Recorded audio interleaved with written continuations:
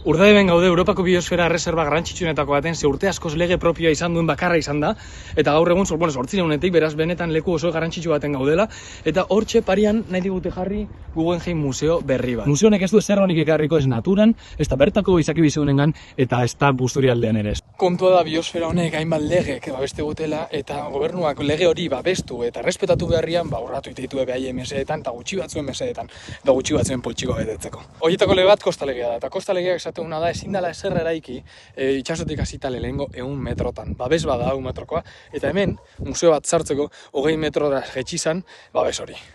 Zer gertatzea, gaur demostratuko dela, frogatuko deula, marea bizitan, 20 metro horietan, irabazitako 80 metro horietan, ez dela museoik sartzen. Ze ura iristean, azkenengo puntua itxasoa da.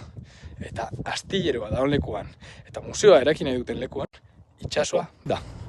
Eta gaina entzun berdana da Elisabet Etxanoben hitzetan proiektu horrek ez dakala oposizioa. Beraz, Elisabet Anderea enteratu zaitez, momentu honetan hau da oposizioa, eta zure konprometitzea esaten bezala, proiektu hori aurrera matea gure konprometitze gehala, entzuak izatea, eta zuek makinaria sartze zuen momentuan, eta makina hori astilleroko lurra garbitzeko ez balin bada, eta museo bat eraikitzeko intentzioakin balin bada, hor aurkituko gehala.